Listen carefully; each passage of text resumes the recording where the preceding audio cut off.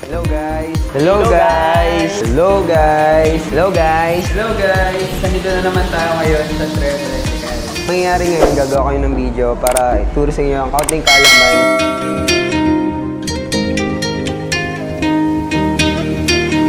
Hello guys! So ngayon po sa video po na to, bibigyan ko lang po kayo ng idea about po sa contactor, magnetic contactor. So ito yung topic natin ngayon.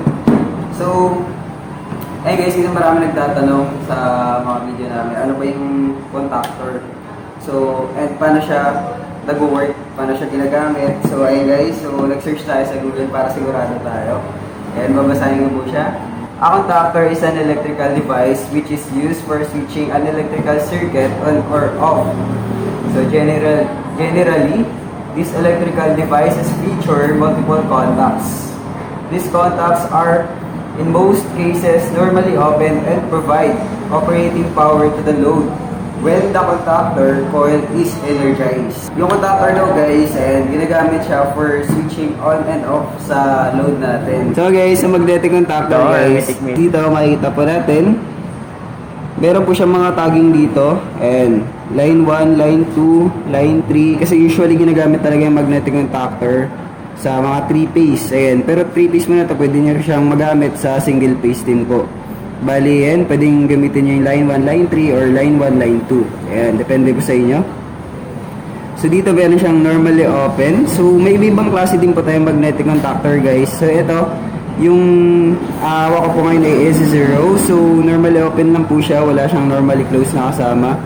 So, ito yung pinakamababa nating horsepower na magnetic contactor.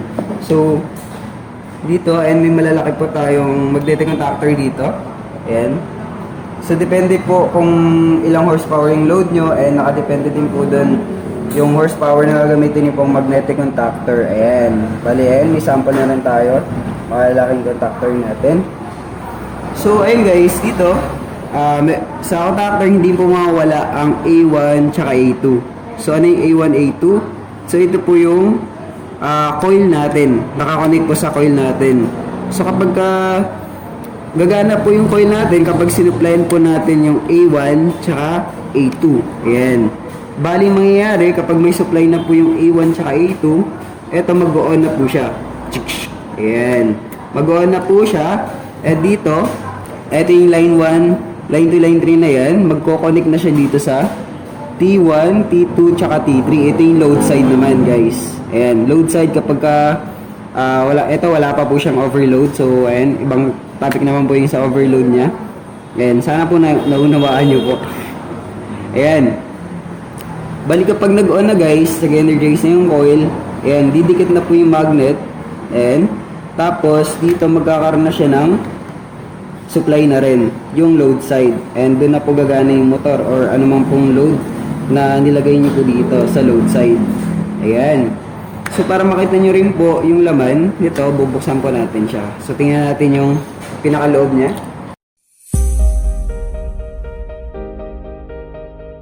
So, madali naman siya buksan, guys. So, ito, nakapit lang po siya dyan. Ay, yung brand po nito pala, guys, is Fuji. Ito yung usually na ginagamit talaga sa mga kumpanya. Kasi subok na po talaga to, yung Fuji natin. Ayan. Ayan, bali dito. So, i-push lang po natin yan dyan. Ayan. May katigasan lang siya. Ayan. Sure. Ito yung loob niya, guys. So, may spring po siya. And ito yung tinatawag natin na iron bar. Ayan. So, ito, natanggal din po natin to. Ayan, ito yung pinaka-coil niya, guys. Ayan, nakita niyo po. Ito yung pinaka-coil niya. So, connected po siya sa A1 tsaka A2.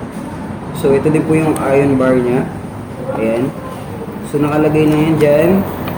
And, kapag nagkaroon na ng energizing coil niya, ito, ayan. Ito yung bar po na to, didikit po siya dito sa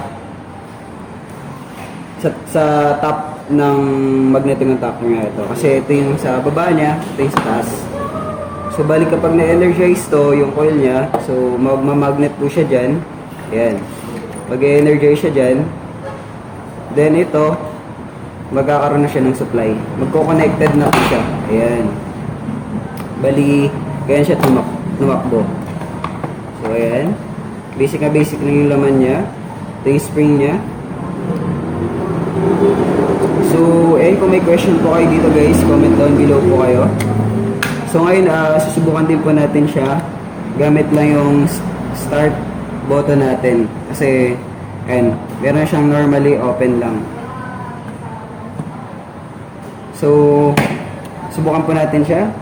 Pakita natin yung basic wiring. Natawag ka daw kayo. So ayun guys, pagka bumili din po kayo ng contactor, siyempre na-test din po yung coil kung gumagana. So, bali resistance lang po yan.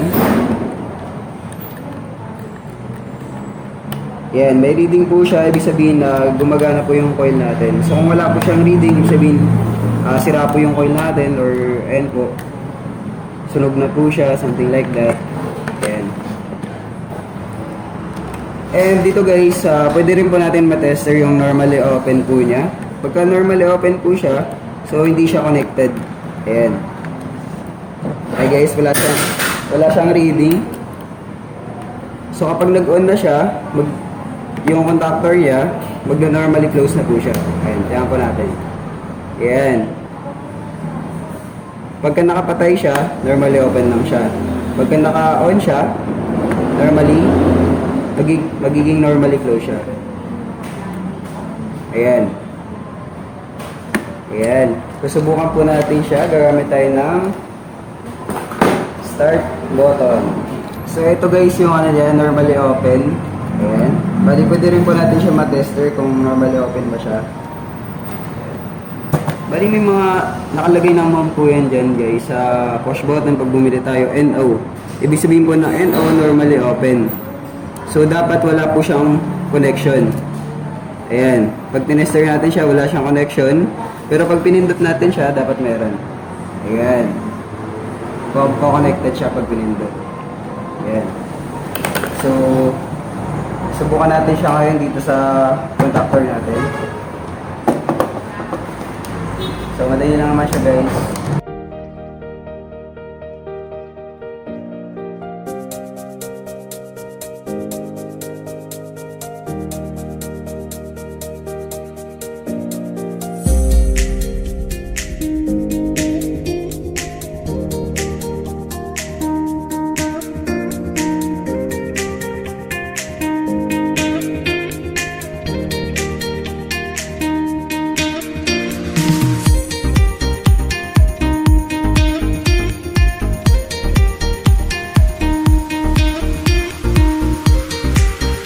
So ayun guys, ito po yung ginawa natin. Ginawa ko pala. So dito, yung line 1 niya, ayan, nakakabit siya sa push button natin. 3, 4, tago siya dito sa A1 natin, papunta sa A1. Ayan. Yung light 2 niya, naka-direct lang siya sa A2. So tingnan natin kung ano mangyayari pag pinindot natin siya. Ayan. Umandar siya. Nag-open. Pagka tinanggal ko naman yung kamay ko dito, mag-off siya. Bali, kailangan siya steady yung kamay mo kung gusto mo siya naka-on. So, eto guys, sample lang po to. Pero, yung wiring po nito, kailangan, ito po yung push button natin, naka-connecting po siya dito sa normally open ng contactor natin para pag pinindot natin, tapos kahit tanggalin natin yan, steady pa rin siyang naka-on. So, subukan natin.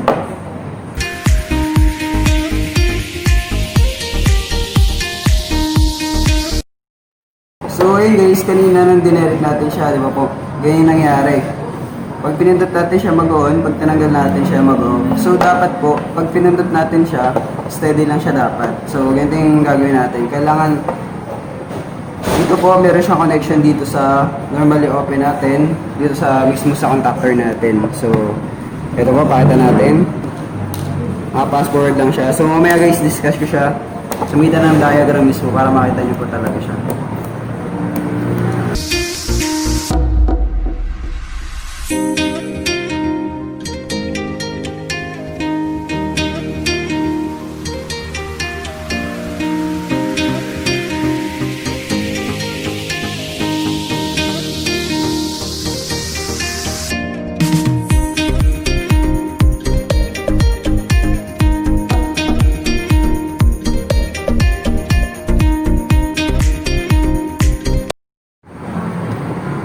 So, ayun guys, ito po yung ginawa natin.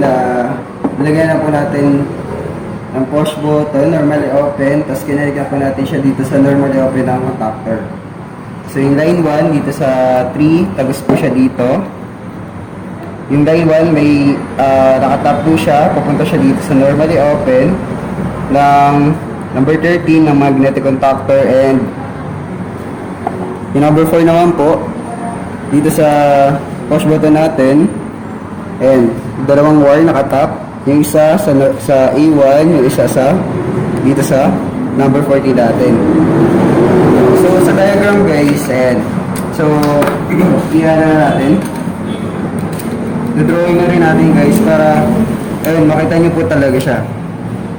So line 1, line 2, yan, ito yung line 1 natin. So sa line 1 guys, nakakonect po siya sa ano natin, sa push button na normally open. Ayan, normally open. Ito yung symbol ng normally open natin nga push button guys, yung start. Ayan. Then dito tumagos po siya sa ano natin, A1. Ayan, A1. Tapos eto guys, nakatap po to dito sa number 13. Ito yung 3. Ito yung 4. Yung push button. 13 sa normally open, and number 14 dito sa 4 natin. Ayan. Bali ganyan po yung diagram niya. And yung A2, direct lang po yan sa line 2. Ayan, ganyan siya guys. Bali ito yung ginawa natin ngayon. Ayan, line 1, 3. Kasi guys, kanina dinareg lang po natin siya, wala to, normally open. So kaya pag pinindot po natin siya, didikit siya, tapos mag-open yung contactor. And kapag tinanggal naman natin siya, so mag-normally open na naman siya. So mamamatay din siya automatic. Pero dito guys, yung nilagyan na natin yung normally open ng magnetic contactor, ayan, ng 1314. So pag pinindot natin yan, ko-connected siya. Ayan. Pero kahit bitawan natin yan, di ba ito, pinindot natin, connected. Connected din to, nag-open yung contactor, magko-connect na siya, yung 1314. So mangyayari, kahit na bumalik na po to, pero ito, nag-connected na sila. Nag-normally close na po siya. So kahit natin galin na po yan, yung linya ng A1, ay line 1, connected pa rin siya dun sa A1. Ayan. Kaya bali ito yung magiging, di ko lang pinakatawag dun, pero ito yung, baga, dito na siya nag-connect para tuloy-tuloy pa rin yung daloy ng current. Ayan. So, ganyan po siya yung system po niya ng paggamit natin ng normally open dito sa contactor natin. So, subukan natin siya guys. Ayan. Bali kanina, sa unang ginawa ko, dinere ko lang siya, kaya pag in-open ko siya, gagana, pag tinanggal ko siya, yung sa push button, is mamamatay siya. So, ito, subukan natin. Ayan. Bali, nag-on na siya, pero nung tinanggal ko, is di pa rin siya matay. Kasi, nakadali pa rin yung kuryente niya dito sa, sa normally open dito sa magnetic contactor. And, bali, ito, naging normally close na po siya. Kaya, tuloy-tuloy pa rin yung dalay po niya. Ayan. Ito, connected siya dito. Line 1, dito, diretso pa rin po siya dito sa A1. Ayan. Baligyan po siya. So, hindi natin siya may stop kasi wala siyang stop button. So, kung gusto naman natin siya na lagyan ng stop, so, ayan. Bali, subukan din natin siya, guys. So, ayun guys, ito naman po yung stop button natin, push button. And ito po ay tinatawag na normally close. Ayan. So, off muna natin din yung breaker. So, ito naman po ay normally close. So, bali kapag tinester po natin siya, yung continuity niya, so connected po siya. Dapat, kailangan may reading na po siya agad. Ayan. Bali, nagka-reading na siya agad sa continuity niya. Bali, kapag pinindot natin to, dapat mawala siya. Ayan. Bali, normally close po siya kapag naka-pindot. At kapag wala naman po, normally close. Ayan, bali connected siya. So kapag tinester natin siya guys, ayan, dito sa dalawang terminal niya, may reading na siya agad. Ayan, bali connected na po siya agad since siya ay normally closed. Kapag pinindot po natin siya, ang mangyayari, and hindi siya connected or magiging normally open po siya. Ayan. So pag binitawan natin yan, normally close, yun ang mangyayari. Ayan. So bali ngayon, kakabit natin siya dito sa ginawa natin para ma-stop natin siya and ma-on natin yung contactor niya. Ayan. So, wiring nga natin.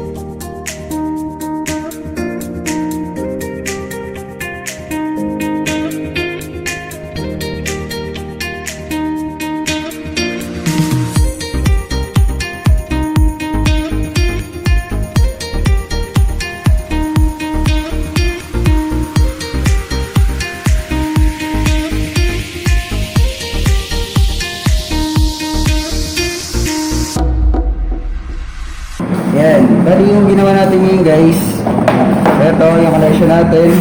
Ito po siya. Ayan. So, bali parang nag-online class tayo ngayon. Bali line 1. Ayan. Nauna siya sa start, stop, normally close. Ayan. 1, tsaka 2. Tapos, after ng 2, connected siya sa start na agad. Sa 3. Ayan.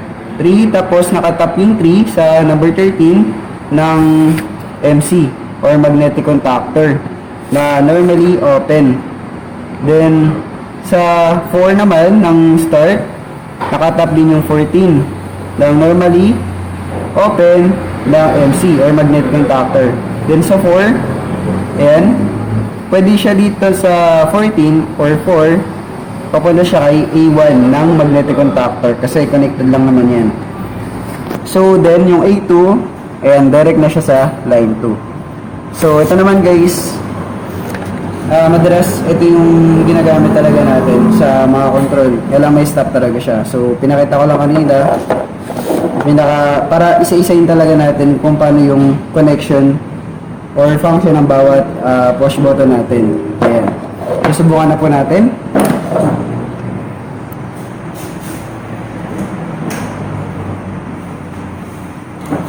Ayan.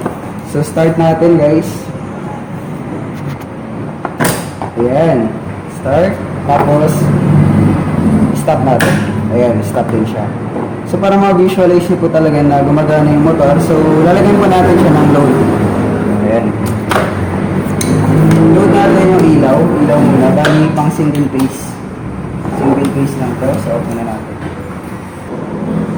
So, yun guys. So, bali, lalagyan po natin siya ng load. Yung ilaw.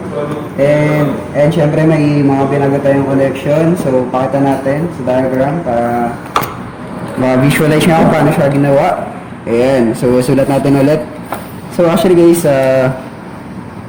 medyo mahaba yung video na to, pero ayan, if gusto nyo talagang matuto, so kailangan nyo talagang magbigay ng oras. So sa line 1, ayan, bali naka-direct siya sa ito line 1, MC. Ito yung contactor natin.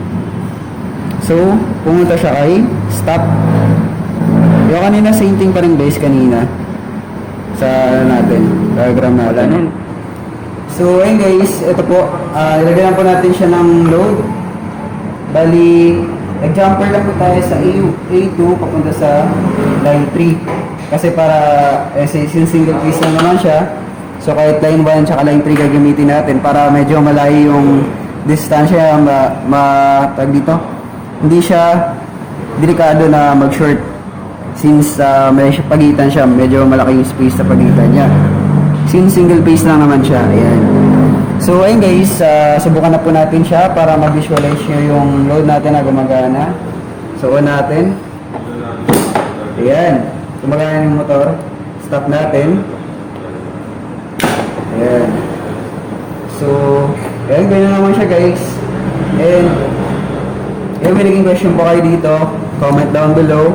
And, ayan po, thank you for watching. And I hope na may natutunan po kayo sa video na to. And, ayun po, bago pa lang po kayo sa channel namin. So, subscribe po kayo.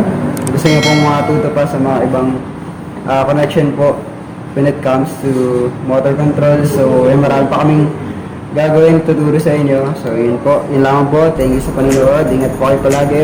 Bye-bye.